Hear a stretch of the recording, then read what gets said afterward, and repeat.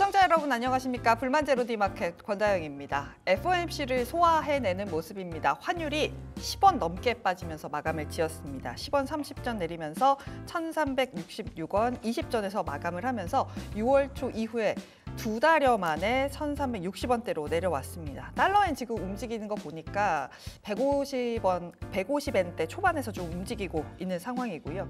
니케이 지수가 오늘 많이 빠졌습니다. 엔화 강세가 이어지면서 일부 수출주들이 우르르 무너지면서 오늘 강한 하락을 보였고요. 우리 시장에서 마감 때 조금 보였던 게 종가에서 삼성전자와 SK하이닉스가 좀 더 훅 빠지면서 마감이 됐습니다. 시가가 고가인 모습으로 나타나면서 역시나 코스피 지수가 코스닥에 비해서 좀 약한 모습이었습니다. 다행히 오늘은 코스닥이 좀 강한 모습이었습니다. 에코프로비의 매크로프로 그룹주들이 실적 발표하고 좀 아쉬운 모습을 보여주나 했는데 오늘 오르기 놀랐습니다. 여기에 뭐 넥슨게임즈 같은 종목들이 급등해주면서 코스닥 시장에서는 상승 종목 수 1,200개 가까이 되면서 마감을 지은 모습입니다. 이런 어지러운 장 이제는 이벤트를 하나씩 좀 소화해내고 있는 모습입니다. 계속해서 저희와 함께 하시면서 장바구니 잘 채워보시면 좋을 것 같아요.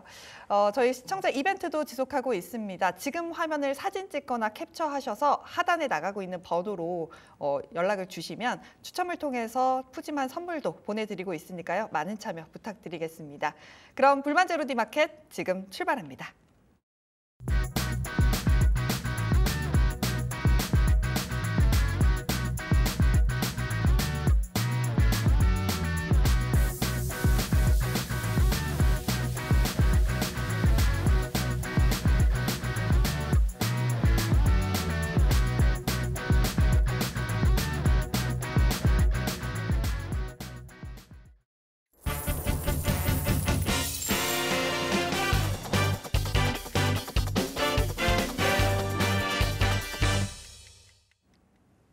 네, 오늘의 마감딜 시작해 보도록 하겠습니다. 키워드 화면으로 바로 만나보시죠. 네, 오늘의 마감딜 키워드입니다. 부릉부릉 정체된 자동차주 분노의 질주 보여줄까라고 정해봤습니다. 오늘의 마감딜은요. GL스토리의 박창윤 대표와 함께 이야기 나눠보도록 하겠습니다. 안녕하세요. 네, 안녕하세요. 네. 부릉부릉 자동차주라고 적어봤는데 부릉부릉 못하고 있는 게 자동차주입니다. 제가 오프닝하면서 바로 엔달러 이야기도 했고 니케이 지수도 이야기도 했어요. 니케이 지수가 빠진 이유가 수출주들이 우르르 하락하면서 지수도 함께 끌어내렸다라고 합니다. 우리나라 자동차주에는 좀 어떻게 보면 수혜를 입을 수 있나? 어떻게 이걸 해석해야 되나 싶거든요. 사실 엔화 강세가 되었을 경우에 대표적으로 수혜를 볼 수 있는 쪽이 일본과 수출 경쟁을 하고 있는 자동차주라고 볼 수가 있는 부분이겠죠. 그로 인해서 이제 시장에서 나타나고 있는 반응에 대해서 먼저 점검을 하고 그에 따른 이제 투자 전략을 세워봐야 될 것 같습니다. 자, 우선 오늘 니케이가 무려 2.5%나 빠졌어요. 특히나 그 안에서 대표적인 자동차 수출주라고 할 수 있는 대표주인 토요타가 무려 8.4% 넘게 급락을 해버렸습니다. 토요타는 빠졌는데 오히려 현대차는 현 시점 2% 가까이 올라와 버렸죠. 즉 차별화된 양상이 나타나고 있고 최근에 미국이나 유럽 시장에서 점유율 경쟁을 하고 있는데 이러한 측면에 놓고 보았었을 때 우리나라 입장에서는 수출에 따른 가격 경쟁력을 가져갈 수 있는 부분이니까 상당히 긍정적으로 바라보고 있는 것 같습니다.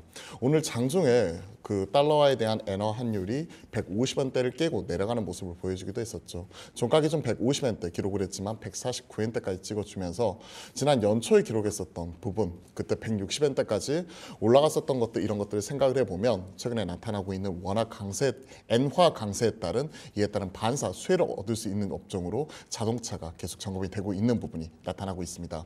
한국경제연구원에 따르면 만약에 엔화 가치가 1% 상승할 경우에 한국 수출은 오히려 0.61%포인트 증가를 할 것이다 하는 모습이 나타나고 있기 때문에 수치적으로도 이런 것들이 확실하게 증명을 하고 있고요. 한국무역협회 2022년 기준 한일 수출 경합도를 보게 되면 석유 제품이 가장 경합이 높고요. 0.82% 이렇게 보이고 있고 자동차 그 부품이 0.65로 그 뒤를 따르고 있는 부분이니까 당연히 마찬가지로 이 엔화 강세에 따른 수출 경쟁력 이런 것들을 생각을 해보면 상대적으로 우리나라 자동차 가격이 확실히 싸지는 부분이 있기 때문에 상당히 긍정적으로 판단하고 있습니다. 네.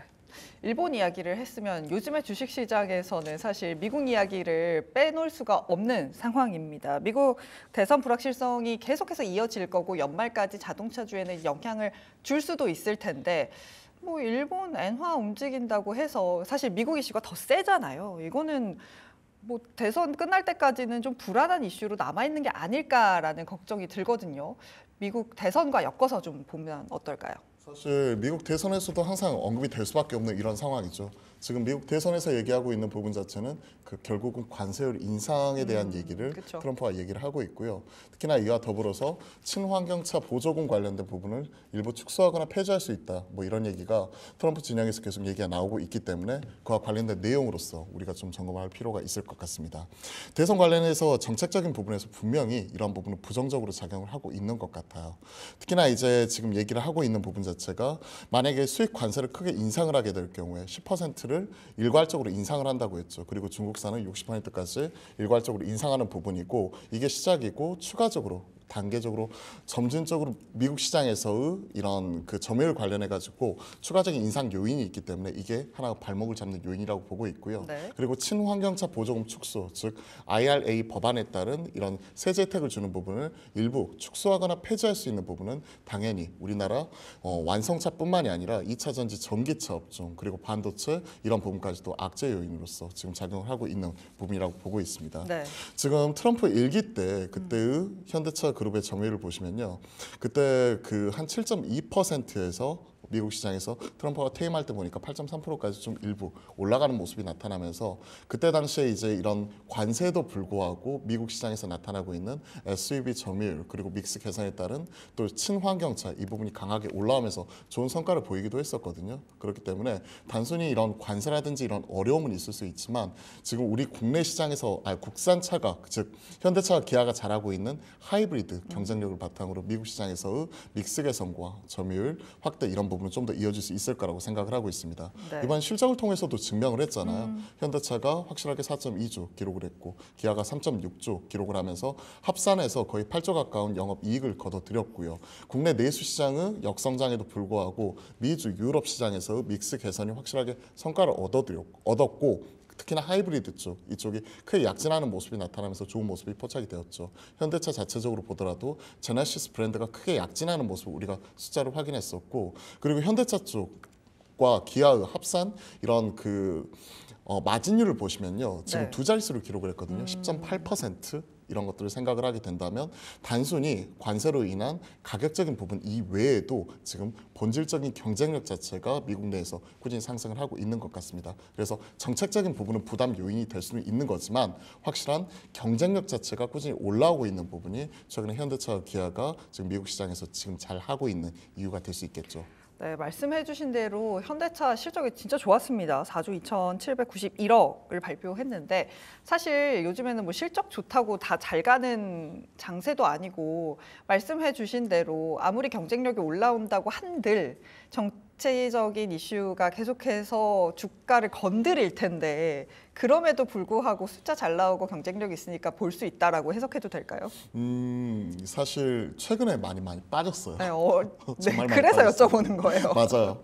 최근에 반도체 많이 빠졌고요. 자동차 많이 빠졌습니다. 즉 국내 수출을 이끌어가는 전차가 수출 잘 나오는 수출 데이터에도 불구하고 정책적인 불확실성 때문에 고점 대비해서 적게는 15% 많게는 20% 이상씩 이렇게 빠지는 모습이 나타났잖아요. 그러한 것들을 놓고 보았었을 때 우리가 주식쟁이 입장에서 주가 이런 부분을 놓고 보면 단기적인 낙폭 과대 자체가 나타나고 있는 것 자체는 맞는 것 같아요. 지금 현대차의 경우에도 최근에 이런 실적은 잘 나오는데 주가는 빠졌기 때문에 PER은 지금 5배 전후에서 움직이고 있고요. 네. 포워드로 당겨놓고 보면 PER이 5배 언더에서 지금 거래가 되고 있거든요. 네. 그런 것들을 놓고 보면 충분히 우리 현 시점에서 주식 투자자 관점에서 현대차는 좀 긍정적으로 봐줄 수 있는 요인이 상당히 크다고 생각을 하고 있습니다. 물론 이러한 부분이 정책적인 불확실성 그리고 앞으로 이제 미국 대선이 11월이니까 네. 지금 현 시점에서도 한 3개월 정도 남았잖아요. 많이 남았어요. 그렇죠. 그런 것들 생각을 하면 해리스와 트럼프, 아직까지 해리스는 결정이 된 건 아닙니다. 유력한 거죠. 이 지지율 등락에 따라서 이에 따른 정책 관련된 종목들의 급등락 이런 부분은 앞으로 한 3개월 동안은 좀 더 지속이 될 수 있겠다 하는 이런 불확실성이 있지만 네. 우리가 우려하고 있는 수요 둔화, 캐즘 뭐 이에 따른 영향으로 인한 실적의 단기적인 급락 가능성 자체는 상당히 낮게 보고 있습니다. 네. 그래서 이런 것들 종합을 해보면 개인적으로 많이 빠졌을 때 살 수 있겠다라고 생각을 하고 있습니다. 네, 이번에는 정치적 이슈 말고 수급적인 이슈로 좀 끌고 가 볼게요. 사실 현대차가 올해 초의 종가가 1월 2일 종가가 15만 7천 원이었다가 지금 신고가가 29만 9,500원이에요. 이만큼 네. 끌어올릴 수 있었던 건 밸류업 프로그램에 대한 이야기가 있었기 때문이겠죠. 3분기에 밸류업 뭐 지수 나오고 ETF도 나온다고 하고 거기에 현대차가 들어간다 뭐 이런 이야기가 전해지고 있습니다. 그렇다면 밸류업과 관련된 종목들이 올라갈 수 있고 현대차도 여기에 포함이 되니까 긍정적이겠다라고 해석할 수도 있지만 왜 저는 밸류업에 들어가는 다른 종목을 사고 싶은 걸까요? 저의 마음은. 사실 밸류업으로서 가장 먼저 언급이 되었던 쪽은요. 금융주, 그쵸. 그리고 지주사, 그리고 지금 말씀하시는 현대차를 비롯한 이런 수출주 안에서도 상대적으로 저평가되어 있는 종목 이런 부분입니다. 네. 지금 올해 기준으로 현대차가요. 지금 PBR 자체는 0.6배, 그리고 PR 자체는 앞에서 한 5배 언더라고 말씀드렸는데 네. 올해 말 기준으로 4.95배고 내년 기준까지 보았었을 때 4배 초반까지 떨어지는 부분이 나타나고 있거든요. 네. 그렇기 때문에 싼 거 자체는 맞습니다. 네. 하지만 항상 발목을 잡는 게 주가죠. 앞에서 말씀해 주셨던 대로 연초 대비 너무 많이 올랐어요. 네. 그게 부담스럽다는 거죠. 네. 마찬가지로 이제 금융주도 와 정말 이렇게까지 오를 일이야 싶지만 계속해서 실적이 개선이 되고 이런 부분을 주주환원책 계속 낸대잖아요. 주주환원책을 계속해서 내놓으니까 네. 심지어 KB금융은 그 분기 균등 배당책까지 꺼내들면서 이런 것들이 상당히 시장에서 좋은 평가를 받고 있기 때문에 계속해서 먹어주는 것 같습니다. 네. 많이 손이 안 나가는 건 사실이지만 그래도 그 안에서 실적과 그리고 이런 그 배당과 이런 주주 환원 이런 것들을 생각을 해보면 결국 두 개를 압축이 될 것 같아요. 저평가되어 있지만 지주사 사시겠어요? 그렇죠. 그렇죠. 차라리 실적이 잘 나오면서 손은 잘 그쵸. 안 나가는 그 자동차 관련이나 금융주, 그 안에서도 은행주 네. 이런 쪽을 살 수는 있겠죠. 네. 그러한 측면에서 놓고 보시면 될 것 같습니다. 네. 리포트를 좀 찾아보니까 봐야 하는 게 뭐 CEO 인베스터 데이 요거에서 나오는 이야기를 좀 자세하게 봐야 한다라고 하더라고요. 우리 투자자분들은 CEO 인베스터 데이 이게 뭐지?라고 하실 수도 있을 것 같거든요. 어떤 내용이 있는지 좀 정리해 주실까요? 구체적으로 이제 8월 28일 날 현대차 그룹에서 CEO 인베스터 데이를 개최를 합니다. 그러면서 이제 향후의 장기적인 비전과 전략에 대해서 얘기를 하는 부분이겠죠.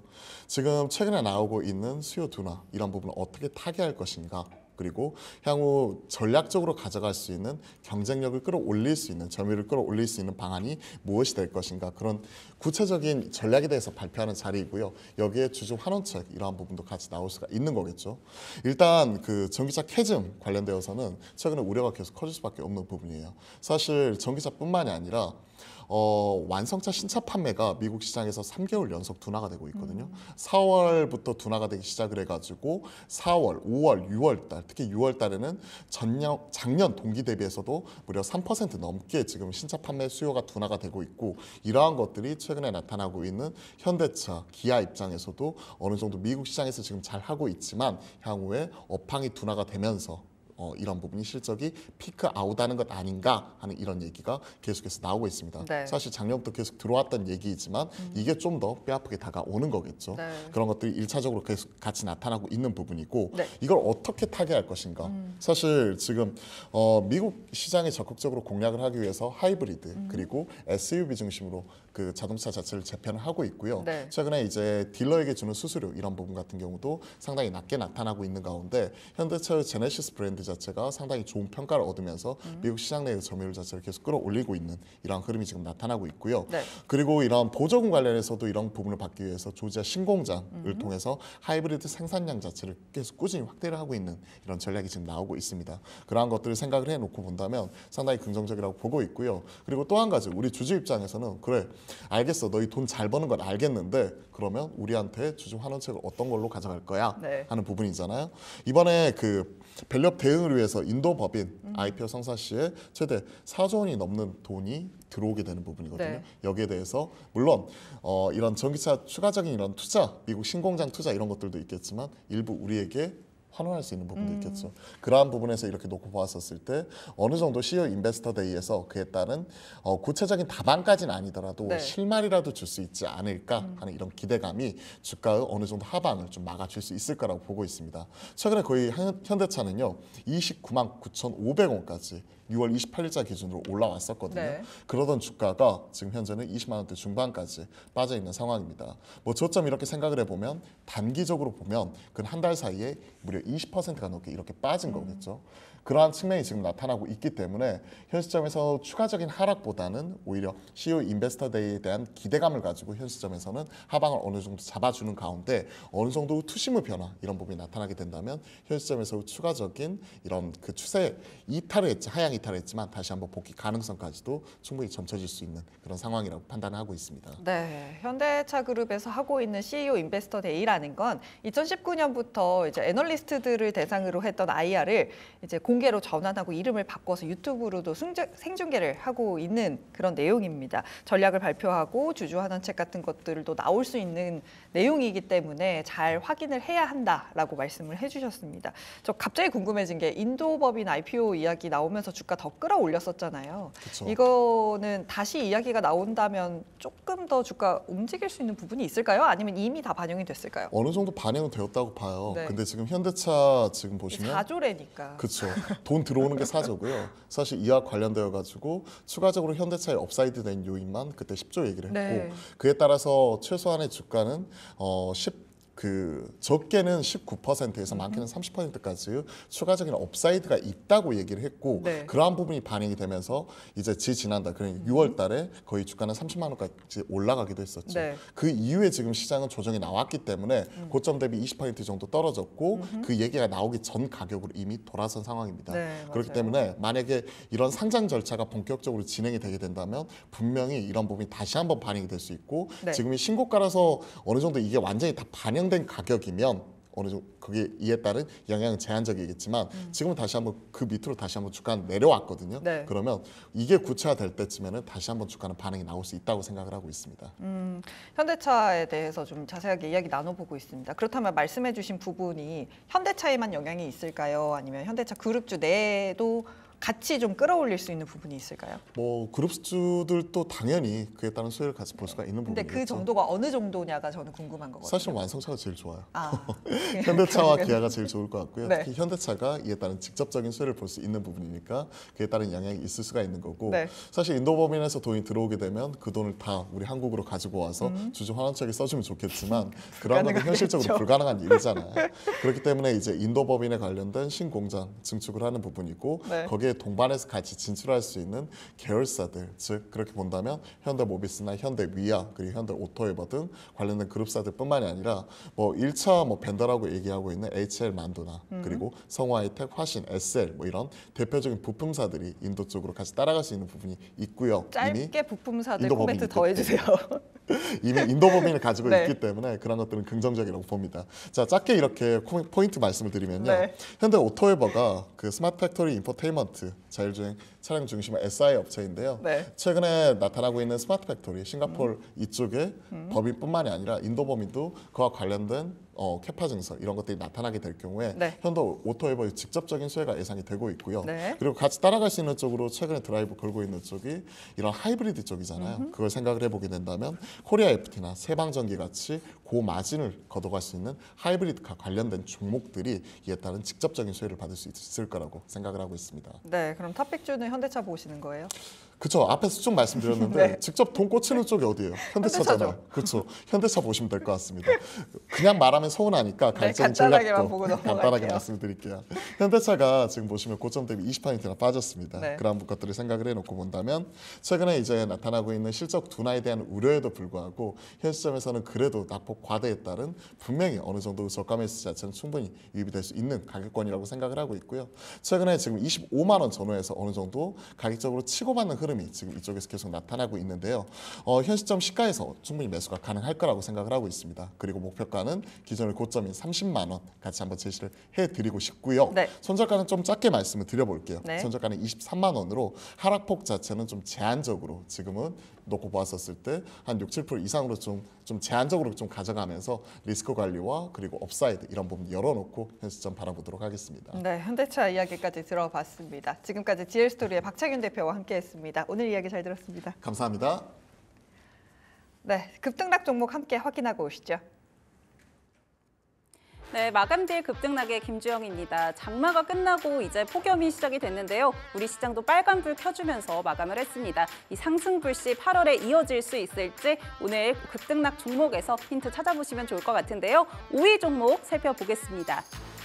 네, 셀바스 AI 확인되는데요. 현재 방한 중인 사우디아라비아 상무부 장관 SK텔레콤과 오늘 회동을 가졌습니다. 이 사우디 측에서 SK텔레콤과 이 기존 프로젝트 협력 확대 방안을 논의했다라고 이야기가 나왔고요. 특히 이 SK텔레콤의 인공지능 기술에 관심을 가지면서 기대감이 오늘 작용을 했는데요. 셀바스 AI 같은 경우는 앞서 이 SK텔레콤에 음성 합성 기술을 공급했다라는 점들이 부각이 되면서 오늘 매수세가 들어왔습니다. 오늘 17% 급등하면서 마감했던 모습입니다. 4위 확인해 보겠습니다. 비보존 제약인데요. 앞서 이 비보존 제약 측에서 아이큐어와 이 비마약성 진통제, 경피투어 제제 공동 개발하겠다라고 밝혔습니다. 해당 소식 전해지면서 주가 급등을 했었는데요. 다만 전일장 조정을 받았고요. 오늘 다시 한번 급등 나오면서 상승으로 마감했습니다. 20% 급등하면서 마감했던 모습 확인되고 있고요. 3위 확인해 보겠습니다. 넥슨 게임즈 올라왔는데요. 이 퍼스트 디센턴트 7월 2일 출시 이후에 계속해서 흥행을 이어가고 있습니다. 스팀 기준으로 했을 때 최고 동시 접속자 수 26만 명을 넘어섰다라고 이야기가 나오고 있고요. 여기에 콘솔까지 더해지며 50만 명 이상을 기록했다라고 이야기가 나오면서 이 증권가에서도 흥행 장기화될 것이다라고 긍정적인 전망들 내세우고 있습니다. 여기에 목표 주가 상향 조정하면서 오늘 매수세 들어왔던 모습 확인되고 있고요. 21% 강세로 마감했습니다. 2위 확인해 보겠습니다. KBI 메탈 확인됩니다. 간밤에 엔비디아가 정말 폭등을 했죠. 그러면서 반도체주 훈풍을 갈지 기대감이 있었는데 장 마감까지 이어지지는 못했던 그런 모습들이었습니다. 다만 이 빅테크 기업들 실적 발표를 하면서 계속해서 이 AI에 지원하겠다, 지출하겠다라는 이야기들 나오면서 오늘 이 구리 가격 상승과 더불어서 전력 설비 관련주들의 투심 자극을 했는데요. 오늘 KBI 메탈이 가장 탄력적으로 움직였고요. 그밖에 대원전서, LS 일렉트릭, 산일전기까지 전력기기 관련주들 일제히 강세 흐름 보였습니다. KBI 메탈 같은 경우 상한가 기록하면서 마감했던 모습입니다.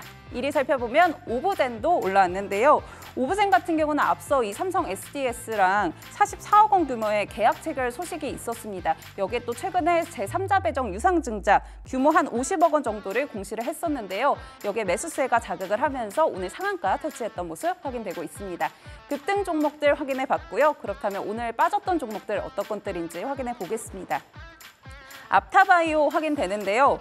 앞타바이오 같은 경우 오늘 머크사와 이 면역항암제 키투르다 병용 임상을 위해서 임상시험 협력 및 공급 계약 체결했다라는 공시들이 나왔는데 다만 주가 자체는 좀 밀렸던 모습입니다. 4% 하락으로 마감했습니다. 4위 확인해 보겠습니다.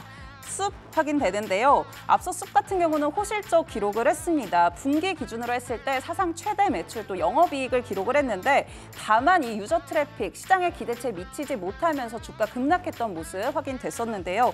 다만 증권가에서는 코어 유저 경고하다 또 이 비용 지출 하반기에 예상이 되지만 높은 성장세 예측된다라고 하면서 목표 주가 그대로 유지를 했습니다. 이 부분 참고하시면 시장 투자에 좀 도움 되실 것 같고요. 오늘 숲 같은 경우는 4% 넘게 밀리면서 마감했습니다. 3위 확인해 보겠습니다. 동원 F&B 확인되는데요. 오늘 실적 발표가 있었습니다. 영업이익 YOY로 했을 때 11.2% 증가했다라고 잠정치 공시를 했는데요. 특히 이 설비 투자 진행했던 전략 품목들이 안정적으로 좀 성장을 하면서 실적 견인했다라는 이야기들이 나왔습니다. 다만 주가는 매도세 나오면서 6% 넘게 밀렸던 모습 확인되고 있습니다. 2위도 확인해 보겠습니다. 셀트리온 제약 확인됩니다. 셀트리온 그리고 셀트리온 제약 두 기업 합병 행보 보이면서 오늘 두 종목 모두 약세 흐름 이어갔는데요. 앞서 이 셀트리온 그룹 측에서 타당성 검토를 위해서 특별위원회 설립을 했다라는 소식들 전해지면서 시장에서는 이 변동성 우려에 매도세 나왔던 모습입니다. 8% 넘게 밀렸습니다. 1위 확인해 보겠습니다. PNS 미케닉스 확인되는데요. 전일장 같은 경우는 급등을 하면서 신규 상장한 종목이죠. 또 정리를 해드렸었는데 오늘 차익 실현 매물 나오면서 어제의 상승분 반납했던 모습입니다. 오늘 11% 넘게 밀렸던 모습 확인되고 있고요. 오늘 급등락 종목들 정리해드렸습니다. 그리고 저희 시청자 이벤트 계속해서 진행하고 있는데요. 샵 9083번으로 지금 시청하고 계신 화면과 함께 응원 메시지 보내주시면요. 선물 보내드리니까요. 많은 참여 부탁드립니다. 지금까지 김주영이었습니다.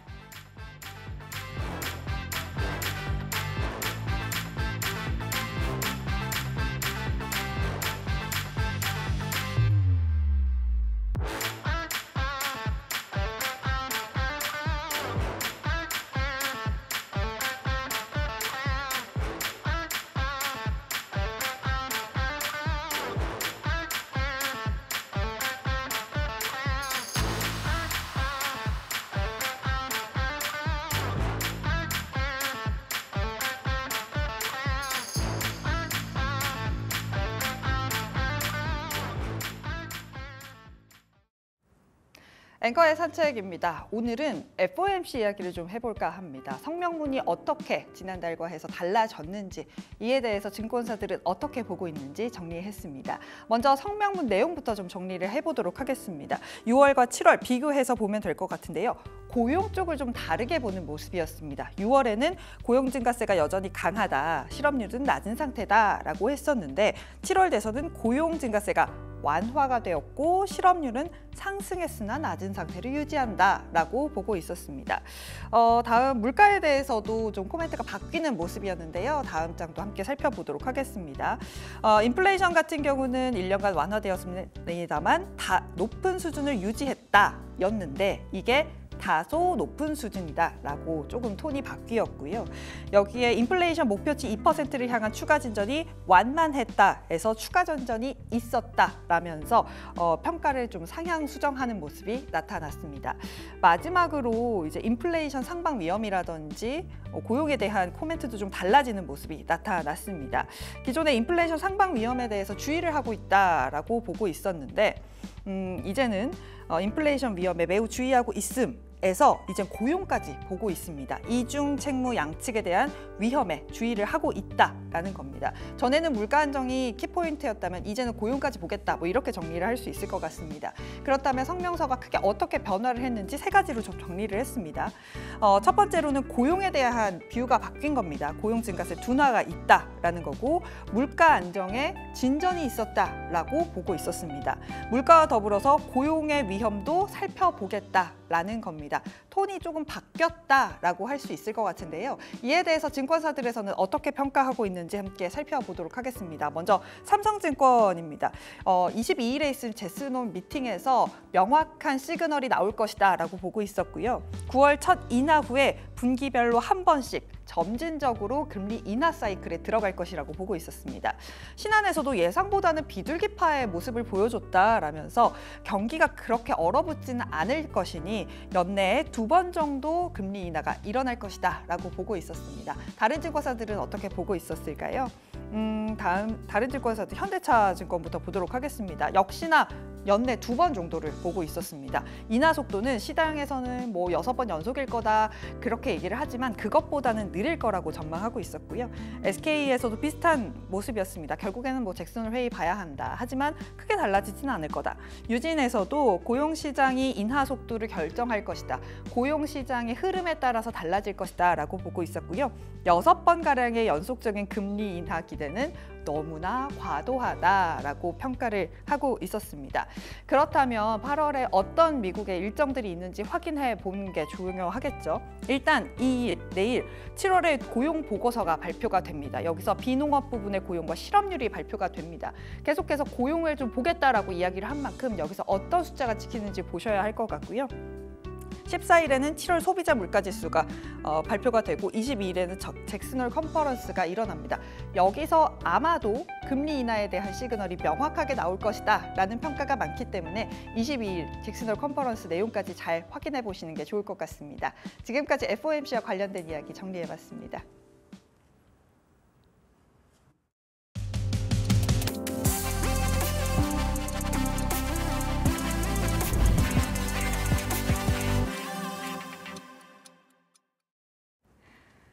네, 오늘의 타임어택으로 이어가도록 하겠습니다. 오늘은 MHB 인베스트의 김성훈 이사와 함께 하도록 하겠습니다. 안녕하세요. 안녕하십니까? 네, 오늘도 뭐 시장이 뭐 오르기는 했는데 삼성전자, SK하이닉스가 예상치 못하게 빠지면서 마감이 된 하루였고요. 시간에서는 어떤 종목들이 움직이고 있나 좀 봤더니 흥하해운 같은 종목들이 움직이고 있고요. 뭐 삼표시멘트도 움직이고 있습니다. 흥하해운, 대한해운 이런 종목들이 움직이고 있습니다. 해운 붙은 종목들이 지금 거래량이 좀 몰리고 있는 것 같은데 어떻게 보고 계세요? 네. 중동 지역에서 다시 한번 좀 긴장감이 좀 고조가 되고 있는 것 네. 같습니다. 그러면서 유가가 그동안 좀 많이 떨어지기도 했었죠. 그래서 유가가 좀 바닥에서 반등이 나오면서 이것처럼 해운 관련된 종목들이 다시 한번 좀 바닥에서 올라오고 있는 모습이 나타나고 있습니다. 최근에 좀 종목들의 특징을 보시게 되면은 많이 올라간 종목들보다는 소위 말해서 이제 많이 떨어진 종목들 중에서 이 테마가 붙거나 새롭게 뉴스가 나온 종목들이 단기에 급등하는 그런 모습들이 자주 나타나고 있는데요. 해운 종목 같은 경우에도 이제 비슷한 사례라고 보시면 될 것 같습니다. 중동에서의 이런 뉴스들이 이제 좀 단기에 끝나지는 않을 것 같습니다. 지속적으로 나올 가능성이 있기 때문에 해운 관련된 종목들 같은 경우에는 조금 더 이 시세가 이어질 가능성이 높다라고 보고 있습니다. 물론 이 유가의 어떤 측면에서 놓고 본다라면은 미국이 대선을 앞두고 있는 상황이기 때문에 이 유가는 무한정 올라갈 수는 없을 것 같아요. 어느 정도 올라가게 되면은 미국 정부가 개입을 하기 때문에 다시금 낮출 가능성이 있기 때문에 이런 해운 관련주들의 경우에는 한번 1차 시세가 났기 때문에 내일이나 내일 모레 정도에 한 번 더 시세가 난다라면은 그때는 적극적인 차익 실현 관점으로 접근을 해보시면 좋을 것 같습니다. 정리하자면 테마는 테마답게 적용을 해야 한다라고 해석을 할 수 있을 것 같아요. 시멘트 관련된 종목들도 오늘도 들썩이고 있습니다. 뭐 기후 관련해서 댐을 만들겠다라고 14년 만에 발표를 하면서 시멘트 관련된 종목들이 움직이고 있는데 뭐 지금 시간외에서 1% 정도 삼표 시멘트 같은 종목도 오르고 있습니다. 어떻게 보셨어요? 네, 오늘도 시간에 보시면 뭐 우원 개발 같은 맞아요. 종목들 그리고 삼표 시멘트 같은 종목들이 시간에서 한 4에서 2% 정도 상승 흐름을 보여주고 있습니다. 네. 일단 뭐 삼표 시멘트 그리고 우원 개발 모두 오늘이 첫 시세가 나온 것이 아니라요. 한 3일째죠. 지금 이틀 정도는 상당히 급등하는 모습이 나왔다가 어제 잠깐 쉬어갔었고요. 오늘 다시 한번 시간에서 상승하는 흐름들이 나오고 있습니다. 이 테마라는 것이 항상 테마는 여러분들이 보실 때 테마의 강도는 이 재료가 처음 나온 재료냐 그리고 이 재료가 소위 말해서 9시 뉴스에 나올 정도로 이것이 정말 시장에서 핫하게 작용을 하느냐 이런 것들을 좀 봐야 되는데요. 네. 일단 뭐 이 기후댐이라는 어떤 단어 자체만 놓고 본다면 좀 신선하다라고 좀 볼 수는 있을 것 같습니다. 이런 것들 신선하기 때문에 이틀 연속 급등한 흐름이 나와서 그 시세는 이미 충분히 반영이 되었다라고 볼 수 있겠고요. 그러면은 이 뉴스의 지속 가능성 이거 그러면 지속 가능성만 놓고 본다라면은 이것이 그렇게 좀 자주 뉴스에 나올 수 있을까라는 어떤 그런 의구심이 드는 것도 사실인 것 같습니다. 네. 그렇기 때문에 일단 2번 정도 연속 이틀 정도 강한 급반등이 나왔기 때문에 지금부터 나오는 반등은 정고점을 넘기는 그런 반등보다는 뒷파동 정도로 이해를 하시는 것이 낫기 때문에 네. 뭐 새롭게 들어가신 분들의 경우에는 단기로 끊어치는 것이 짧게 보시는 것이 나을 것 같고 네. 소위 말해서 위에 물려 계신 분들 분명히 있거든요. 네. 그런 분들의 경우에도 이번 반등을 이용해서 일단 나오시는 것도 좋을 것 같습니다. 네, 대덕전자가 시간 외에서 좀 움직이고 있습니다. 왜 움직이나 찾아봤더니 공시가 나왔어요. 실적 공시를 냈습니다. 2분기 영업이익이 109억으로 전년 대비 94% 정도 증가했다라는 뉴스와 함께 사실 요즘에 뭐 차트가 그렇게 좋은 종목은 아니었잖아요. 그런데 오늘 지금 시간 외에서 2%가량 오르고 있습니다. IT주들도 뭐 실적을 발표하고 가이던스가 잘 나오면 또 올라가기도 하고 그런데 대덕전자는 좀 어떻게 보고 계세요? 네, 아까도 말씀드렸다시피 이제 바닥권에 있는 종목들이 테마가 붙거나 아니면 좋은 실적이 나오거나 좋은 뉴스가 나오게 되면은 주가가 바로바로 반응하는 그런 모습을 보여주고 있습니다. 소위 빈집 효과라고 할 수 있겠는데요. 대덕전자 같은 경우에도 뭐 기관들도 거의 다 비워놓은 상황이고요. 신용잔고율을 보시더라도 개인들도 이미 다 포기하고서 나간 종목이다라고 보시면 좋을 것 같아요. 네. 그러다 보니까 전혀 기대하지 않았던 어닝 서프라이즈를 보여주니까 바로 시간에서 반응을 하고 있는 것을 볼 수가 있겠습니다.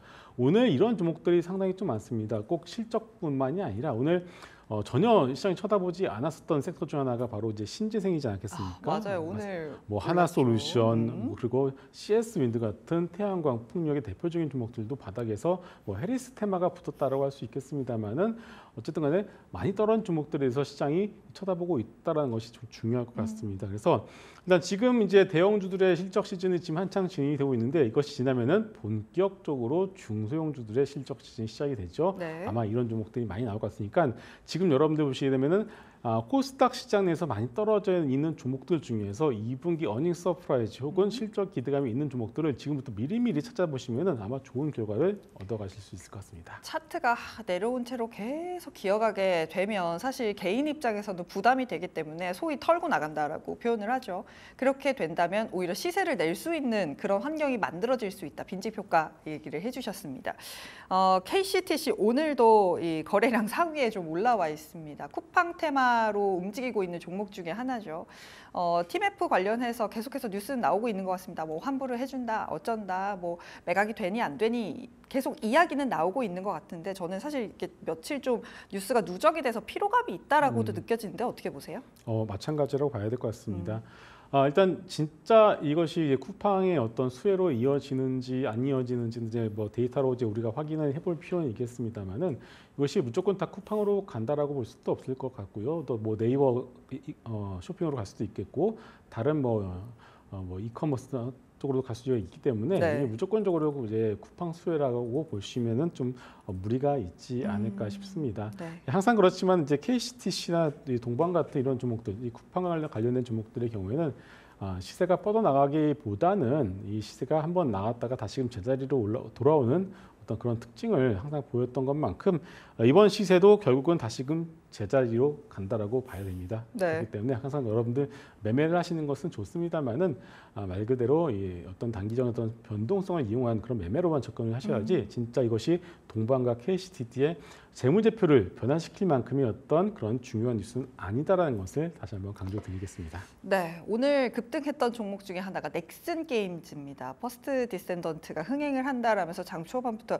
쫙 끌어올렸던 종목인데 지금 시간 외에서는 소폭 하락하면서 아주 뭐 거래량이 많지는 않습니다만 이렇게 신고가를 찍었고 뭐 뉴스가 좋은 상황인데 앞으로의 향방은 어떻게 보세요? 네. 넥슨 게임즈도 초반에 이제 좀 이런 게임이 퍼스트 디센던트라는 게임이 나왔을 때는 좀 갑론을박이 많았습니다. 이게 잘 되네, 못 되네, 그리고 뭐 트래픽을 보면서 주말에 트래픽이 좋니, 잘 나와서 안 좋니. 올라가네, 만에 정말 얘기들이 많았는데요. 네. 결국은 일평균 매출이 안정적으로 20억에서 25억 정도로 이제 하향 안정화되면서 본격적으로 주가가 탄력을 이제 붙게 되었습니다. 이제 근데 오늘은 일단 상상인증권에서 리포트가 나왔는데요. 네. 목표가를 무려 36,000원으로 제시를 해주면서 다시 한번 시세가 급등하는 그런 모습이 나왔습니다. 다만 여기서 제가 드리고 싶은 얘기는 가지고 계신 분들이야 이제 이렇게 급등이 나왔을 때는 뭐 이것을 팔지 말지를 고민을 하실 수가 있는데요. 신규로 접근을 하시는 경우에는 보통 이제 바닥에서 거의 더블 가까이 올라왔거든요. 네. 보통 이제 추세를 타고서 올라와다가 어떤 재료나 리포트나 어떤 뉴스에서 추세를 타고 올라다가 급등하는 그런 모습이 나올 때는 그때는 여러분들이 새롭게 들어가시는 것이 아니라 그때 오히려 차익 실현 관점으로 접근을 해보시고 새롭게 내가 이 종목에 대해서 이거 괜찮은 것 같은데라는 생각이 들어서 내가 새롭게 들어가겠다라고 마음을 먹으셨을 때는 차라리 좀 더 기다리셨다가 네. 5일선과 이격을 좀 줄어든 것을 좀 더 확인을 하시고 천천히 들어가신 것이 좋을 것 같습니다. 네, 양봉을 길게 뽑을 때는 좀 구경하는 그런 재미도 있어야 되는 것 맞습니다. 같습니다. 지금까지 MHB 인베스트의 김성훈 이사와 함께했습니다. 오늘 이야기 잘 들었습니다.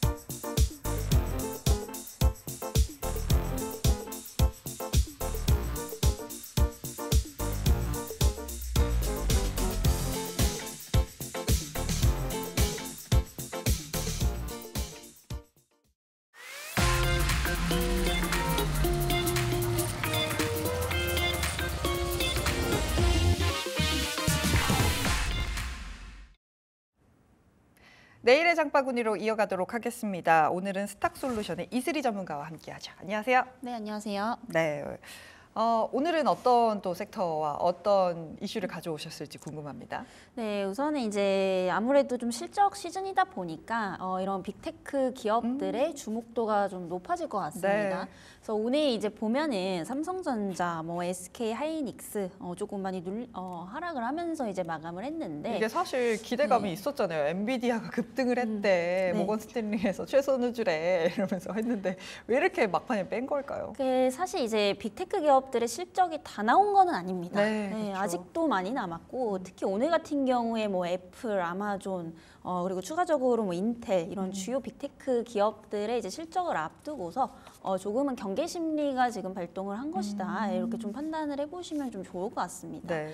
네, 우선은 이제 AMD 같은 경우에 너무 또 잘 나왔죠. 그래서 엔비디아가 그동안 이제 실망감으로 급락을 좀 이끌었었다라고 한다면 오히려 이제 AMD로 인해서 또다시 이런 이제 반도체 관련주들, 특히 이제 AI 관련주들의 어떤 기대감이 좀 다시 살아나나 이렇게 조금 판단을 해보셨을 수도 있을 것 같은데 네. 저는 조금 사실 의문이 좀 들어요. 오히려 지금 AMD 때문에 이게 실적에 대한 눈높이가 다시금 좀 높아진 게 아닌가. 너무 부담스럽게 네. 높아지는 거 아닙니까? 이게 사실 이제 엔비디아 때는 조금 많이 실망감으로 이제 변지면서 오히려 네. 기대감이 좀 하락을 했었거든요. 근데 이게 지금 AMD가 다시 한번 좀 올려놨었고 그러면 이제 오늘 발표되는 이제 기업들이 이걸 많이 좀 따라가 줘야 되는데 네. 조금 의문입니다. 왜냐하면 애플, 아마존, 인텔 전부 이제 AI 관련으로 좀 엮여 있죠. 뭐 아마존은 생성형 AI 쪽과 연결이 돼 있고 인텔 같은 경우에는 이제 그 삼성전자의 또 라이벌입니다. 근데 문제는 뭐냐면 이 기업들이 사실상 엔비디아와 AMD랑 좀 비교를 했을 때 상당히 좀 후발주자라는 겁니다. 그래서 사실 실적 부분도 기대치보다 좀 안 나올 수 있다라는 거. 이런 부분들 때문에 오늘 이런 대형주들도 조금 많이 하락을 하면서 마감을 한 게 아닌가라고 좀 판단이 되고 있고요. 네. 결국에 이제 그 AMD가 또 보여줬습니다. 결국에 이제 단순히 이제 숫자가 좋게 나오는 게 중요한 게 아니고 예상치보다 좋아야 된다라는 거. 그렇죠. 네, 그런데 이제 인텔 같은 경우에는 사실상 좀 기대치가 많이 낮아져 있어요. 왜냐하면 1분기 때 가이던스가 지금 너무 안 좋게 나왔었거든요. 2분기 때. 네. 그래서 그때 당시에 이제 투매 메모리 굉장히 좀 많이 나왔었고 아무래도 이제 인텔 같은 경우에는 이제 CPU 쪽에서는 좀 대장이지만 최근의 대세는 GPU죠. 그렇기 때문에 이제 시장 점유율이 점진적으로 좀 축소가 돼가고 있습니다. 네. 그래서 최근에 이제 비용 감축한다고 또 이제 정리해고까지 좀 들어가 있는 그런 상황이기 때문에 상황이 좀 많이 안 좋다라는 거. 이런 부분들을 봤을 때 이제 좀 중장기적으로 반도체 관련주들이 계속 모멘텀 강화로 상승하기엔 조금 당분간은 어렵지 않을까 이렇게 좀 보고 있는 상황이고요. 네. 이에 따라서 좀 섣불리 판단을 하시기보다는 오늘 실적 발표까지 일단 체크를 하시고 접근을 하셔도 좀 늦지 않기 때문에 일단은 오늘 밤에 실적이 좀 어떻게 나오는지 이 부분을 좀 반드시 좀 체크를 하실 필요가 좀 있겠습니다. 확실히 숫자를 확인하고 나서 투자하고 싶은 건 모든 투자자의 마음이 아닌가라는 생각이 듭니다. 단기적으로 반도체주가 좀 변동성을 가져갈 수 있다라는 이야기를 주셨는데 제가 어디서 보니까 이렇게 어쨌든 하반기에도 뭐 상반기만큼은 아닙니다만 실적이 잘 찍힐 수 있는 건 반도체밖에 없다. 그러니까 이런 변동성을 이용해서 하반기작을 대비하는 의미로 반도체주의 비중을 높여야 한다라는 의견도 있는데 이런 부분은 어떻게 보세요? 우선은 저는 단기냐 중장기냐가 굉장히 좀 중요할 것 같습니다. 투자 포인트가 많이 바뀌나요? 저는 많이 다르다고 좀 보고 있는 네. 게 결국 지금 이런 반도체 관련주들의 가장 큰 문제가 뭐냐면 특히나 이제 실적에 대한 눈높이는 높아져 있죠. 근데 네. 막상 뚜껑 열어보니까 괴리감이 좀 심합니다. 그래서 이게 좀 실망감들로 많이 좀 나오고 있는 상황인데 결국에 지금 AI 관련 기업들이 이제 관련 이제 데이터 센터라든지 기타 뭐 칩에 대한 투자를 좀 많이 하고 있는 그런 상황이지만 네. 사실상 이게 지금 실적으로 조금 많이 안 나오고 있습니다. 그래서 지금 매출이 아니고 사실 지출로 좀 많이 인식이 되고 있다라는 거거든요. 그래서 이런 부분들을 봤을 때는 사실 이전보다는 모멘텀이 약화가 된 것은 좀 맞기 때문에 사실 단기 관점에서는 당연히 조금 리스크 관리 차원에서 좀 접근을 신중하실 필요가 있겠다라고 좀 보고 있습니다. 네. 결국에 이제 그 이제 지출에 대한 부분이 언제 매출로 바뀌느냐가 좀 중요하다라고 보여지고 있고요. 다만 이제 중장기적으로 보면은 결국에 이제 기업들의 혁신을 만들어내려면 결국에는 투자를 하는 시기도 또 필요하거든요. 그렇죠. 네, 예전에 IT 버블처럼. 그래서 그런 부분들을 봤을 때 중장기적으로 여전히 AI 산업에 대한 전망 자체는 밝지만 아직까지는 이게 매출로 좀 변환을 하기까지 조금 시간이 걸릴 것으로 보고 있기 때문에 결국에는 이제 투자를 하시는 분들이 내가 이걸 좀 단기로 볼 것이냐, 좀 많이 중장기적으로 볼 것이냐 여기에 따라서 조금 관점이 달라질 것 같습니다. 네, 이 기사 요즘 많이 나고 있는데 AI 투자 회의론이라고 해서 기사가 굉장히 많이 나고 있습니다. 말씀해주신 대로 어쨌든 기술 발전을 하고 무언가 만들어내려면 투자를 해야 하는데 이걸 투자로 해석하지 않게 되죠, 투자자들은. 그러다 보니까 주가가 좀 흔들리는 모습을 지금 미국 빅테크들도 내고 있는 것이 느껴지고 있습니다. AI 관련해서 사실 섹터가 굉장히 많잖아요. 뭐 반도체도 있을 거고 클라우드도 있을 거고 서버 구축이니 뭐니 해서 섹터가 굉장히 많은데 그 안에서는 좀 어떤 섹터를 유망하게 보고 계신가요? 일단 전력기기, 아. 네, 설비, 인프라 이쪽을 조금 보셔야 될 것 같습니다. 물론 이제 그 AI 관련해서 모멘텀도 있지만 기타 이제 개별적인 좀 모멘텀도 있다라고 네. 보시면 될 것 같거든요. 일단은 이제 반도체, 특히나 이제 데이터 센터 구축하는 이제 AI 기업들은 아까도 말씀드렸다시피 지금 이제 데이터 센터를 구축하는 거에 있어서 우선은 지금 지출로 인식이 되고 있습니다만 사실 이제 전력 설비 쪽은 이게 또 수주로 좀 이어지고 있는 부분이거든요. 결국 이제 데이터 센터를 만들려면은 그만큼 이제 전력이 필요하겠죠. 그렇다면은 이제 전선 그리고 구리 그리고 이제 인프라, 기기 관련주들이 이제 수주가 좀 늘어날 수밖에 없습니다. 그래서 오히려 이제 관련 기업들이 지출을 늘릴 때 이게 이제 전력 설비 쪽들은 오히려 지금 매출로 인식을 좀 하고 있다. 이렇게 좀 보시면 될 것 같습니다. 그래서 실질적으로 지금 매출에도 굉장히 좀 잘 찍히고 있다라고 보시면 될 것 같고요. 네. 특히나 이제 뉴스 많이 보신 분들은 아시겠지만 특히 북미 쪽에서의 이런 변압기 수요는 계속적으로 좀 늘어나고 있죠.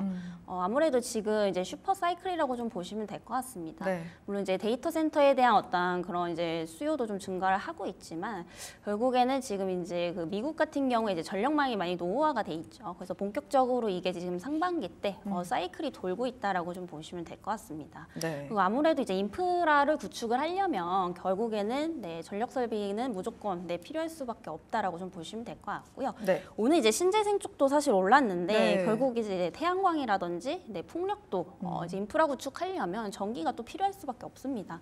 그래서 전력 설비 쪽은 지금 어느 부분으로 보나 사실상 모든 모멘텀을 좀 다 같이 받을 수 있는 대표적인 업종이기 때문에 굳이 뭐 반도체 AI 쪽에 좀 집중을 하시기보다는 오히려 조금 이런 전력기기 쪽으로 눈을 돌려보시는 것도 좀 좋지 않을까라는 말씀드리겠습니다. 제가 가장 눈에 번쩍 들어왔던 이야기가 빅테크에서 AI에 투자하는 건 지출로 해석을 하지만 전력기기 쪽에서는 이거를 매출로 해석이 되는 부분이기 때문에 그런 숫자를 좀 확인할 수 있겠다라는 이야기가 제 가장 귀에 들어왔어요. 실제로 2분기 실적도 잘 나왔고 뭐 하반기에도 실적 좋을 거다라고 합니다. 그런데 사실 뭐 전력기기 관련된 종목들이 2분기 실적 확인하고 지금 조금 쉬어가고 있는 구간이잖아요. 그러다 보니까 지금 바로 매수를 해야 되나? 이거 전략을 어떻게 짜야 하지? 뭐 3분기 실적 하기 전까지 좀 기다려봐야 되나? 좀 더 조정이 나올까? 고민스러운 시점이거든요. 어떻게 보세요? 우선은 그렇기 때문에 항상 전략을 좀 잘 세우셔야 될 그러니까요. 것 같아요. 이제 그 분할 매수는 저는 항상 좀 필수다라고 보고 있습니다. 내가 뭐 단기 트레이딩 관점에서 오늘 딱 수익 보고 나올 거야가 아니면 결국에 이제 우리가 하루하루의 주가를 다 맞출 수는 없는 부분이거든요. 어떤 때는 뭐 화장품이 잘 가고 어떤 때는 또 반도체가 잘 가고 이게 계속 핑퐁핑퐁 장세다 보니까 이런 이제 좀 조정이 크게 나왔을 때도 항상 좀 대비를 하셔야 된다라는 관점에서는 네. 항상 이제 그 분할로 좀 접근을 해보시는 게 좋지 않을까라는 말씀드리겠고요. 그리고 이제 관련주들 보면은 최근에 또 많이 눌렸습니다. 고점 대비. 네. 그래서 오히려 지금 좀 저가 매수의 기회가 될 수는 있겠지만은 추가적으로 이제 LS 일렉트릭이 또 이제 그 MSCI 편입 관련해서 또 노이즈도 있을 수 있는 부분이기 때문에 이런 부분들까지 좀 감안을 한다면 만약에 내가 이 종목의 비중 20%를 들어갈 거다라고 네. 하면은 뭐 3%씩 나눠서 접근을 하신다라든지 네. 이렇게 가격 전략을 좀 잘 참고를 하시면서 좀 대응을 하시면 좋을 것 같습니다. 소위 그 시세가 오르면서 약간 손을 탔던 부분들이 있기 때문에 분할 매수가 필수다라는 말씀을 주셨습니다. 그렇다면 그 중에서도 가장 좋게 보고 계신 탑픽 종목 들어볼까요? 네, 일진전기라는 종목이고요. 네. 사실 그 안에 전력기기 안에서도 천차만별입니다. 종목들이 맞아요. 자세히 보면은 사실 일진전기 같은 경우에 이제 다른 전력기기에 비해서는 좀 많이 못 올랐던 종목이지만 그만큼 이제 저평가에 대한 매력이 있다라고 좀 보시면 좋을 것 같고요. 가장 좋은 거는 이제 내년부터 공격적으로 또 이제 캐팍스를 확장을 할 것으로 좀 보이고 있습니다. 네. 그리고 공장 증설도 이제 12월쯤에 좀 마무리가 될 것으로 좀 보이고 있는데 일단 공장을 좀 증설을 한다라는 것은 단기적으로 봤을 때는 이제 투자라는 거기 때문에 일회성 비용에 대한 부담 증가로 이어질 수 있겠지만은 그만큼 이제 수요가 많이 늘고 있다라는 거거든요. 그래서 이런 부분들은 좀 긍정적으로 좀 보셔도 좋을 것 같고 그리고 이제 다른 이제 전력기기 업종들을 보면은 지금 굉장히 그 공장 증설에 대해서 좀 소극적으로 대응을 하고 있지만 오히려 이 상황에서 지금 캐파를 계속해서 좀 늘리고 있다라는 점, 이 부분도 조금 개별적인 어떤 모멘텀으로 좀 작용할 것으로 보이고 있고요. 네. 일단은 PBR 부분에서 굉장히 좀 매력적입니다. 최근에 이제 제가 전력기기, 전력설비 쪽을 좀 봤는데 많이 올라간 거는 지금 뭐 한 PBR이 한 9배에서 10배 정도 되는 종목군들도 많이 있거든요. 근데 일진전기 같은 경우에는 이제 PBR이 현재 2.7배에서 8배 정도 수준밖에 안 됩니다. 완전히 좀 저평가되어 있다라고 좀 보기는 어렵지만은 그 안에서는 가장 좀 저렴하다라고 보시면 될 것 같고 네. 그리고 이제 그 전력기기 쪽은 사실상 반도체랑 똑같아요. 이런 사이클 산업이기 때문에 PER보다는 PBR이 훨씬 중요합니다. 네, 고정자산에 대한 어떤 비중이 높기 때문에 네. 이런 관점에서 봤을 때 PBR이 낮은 종목들이 이제 좀 유리할 수 있다라는 점에서 이제 일진전기를 좀 탑픽으로 꼽아보도록 하겠고요. 네. 네, 이제 목표가는 이제 3만 원대 정고점 부근으로 우선 잡으시면서 대응을 하시면 좋을 것 같고 이제 손절가는 이제 2만 원대 이탈을 하면은 여기서는 좀 추세가 무너질 수 있다라고 좀 보고 있기 때문에 손절가 2만 원 그리고 목표가는 3만 원대 좀 잡아드리도록 하겠습니다. 네, 일진전기 이야기까지 들어봤습니다. PBR을 봐야 한다라는 거 잘 기억해 두시면 좋을 것 같아요. 지금까지 스탁솔루션의 이슬이 전문가였습니다. 고맙습니다. 네, 시장에 영향 줄 수 있는 일정들 확인해보는 시간이죠. 장바구니 일정 열어보겠습니다. 첫 번째 일정 확인해보면요. 네, 2일 미국의 7월 고용보고서가 발표가 됩니다. 비농업 부분에 대한 취업자 수, 또 실업률 등이 발표가 되는데요. 앞서 공개됐던 이 ADP 민간 고용 지표에서는 6개월 만에 가장 적은 수치를 기록하기도 했습니다. 이 ADP 민간 고용 지표 같은 경우는 정부 고용 지표와 유사한 방향으로 움직이기 때문에 선행 지표로 좀 활용되기도 하는데 관련해서 경기 둔화 흐름 보여줄지 체크해 보시면 좋을 것 같습니다. 두 번째 일정도 확인해 보겠습니다. 2일에 유럽연합에서는 AI 규제법이 시행이 됩니다. 인공지능 관련 제품, 이 유럽연합에 출시되기 전에 통일된 법적 틀을 좀 적용하는 그런 것들을 마련하기 위해서 적용이 되는 건데요. 세계 최초의 인공지능 규제법으로 좀 평가받기도 합니다. 내일 발효 이후에는 2026년에는 전면적으로 좀 적용이 된다라고 하는데요. 좀 이 부분에서 살펴볼 부분은 의료기기나 체외진단 의료기기 등에도 적용이 된다고 합니다. 그래서 국내 의료 AI 관련주들 한번 살펴보시면 좋을 것 같아서 일정으로 가져와 봤습니다. 국내 일정도 살펴보겠습니다. 내일 7월 소비자 물가 지수가 발표가 됩니다. 앞서 이제 발표가 됐던 지표들 같은 경우는 계속 안정적인 흐름을 좀 보여줬었는데 사실 이 체감 지수는 좀 다르다 이런 이야기들도 나오고 있죠. 안정된 흐름 좀 보여줄지 계속 체크해 보시는 게 좋을 것 같고요. 네 번째 일정도 열어보겠습니다. 네, 실적 발표하는 기업 좀 살펴보면요. 2일 뉴욕 증시 개장 전에는 에너지 기업 쉐브론과 또 엑손모빌 같은 경우 실적 발표 예정이 되어 있기 때문에 이런 일정들도 좀 참고해서 시장 대응해 보시는 게 좋을 것 같습니다. 장바구니 일정 살펴봤고요. 저희 시청자 이벤트 계속 진행하고 있습니다. 저희 방송 끝까지 참여하실 수가 있으니까요. 아직 참여 안 하셨다면 많은 관심 부탁드리고요. 저는 내일 장 마감 이후에 다시 찾아뵙겠습니다. 네, 미국 시장 좀 선물 시장 살펴보도록 하겠습니다. 현재 나스닥 시장 선물 시장이 조금 더 상승폭을 키워가고 있습니다. 현재 0.7%대 상승이고요. 러셀 2000은 반대로 빠집니다. 둘이 지금 핑퐁핑퐁 하면서 가고 있는 상황이죠. S&P 500도 0.4%대 선물 시장에서 소폭 올라주고 있습니다. 기분 좋게 올랐던 뉴욕 시장 오늘도 모르겠습니다. 일단은 뭐 애플이라든지 빅테크 기업들의 실적 발표가 앞두고 있기 때문에 관망세가 짙어질 것 같은데 그래도 선물 시장은 좀 움직이고 있다는 것 잘 체크해 보시면 좋을 것 같고요. 지금 미국 달러와 엔달러 환율 보시면 150엔대에서 계속해서 지지선을 만들어 나가고 있는 것도 확인을 해 보셔야 할 것 같습니다. 일본 시장이라든지 환율 계속해서 체크를 하셔야 우리 시장에서 수익률을 만들어낼 수 있는 부분들을 가져가실 수 있기 때문에 환율 그리고 일정 미국 시장까지 잘 체크해 보시면 좋을 것 같습니다. 불만제로 디마켓 저희가 준비한 소식은 여기까지입니다. 함께해 주신 여러분 고맙습니다.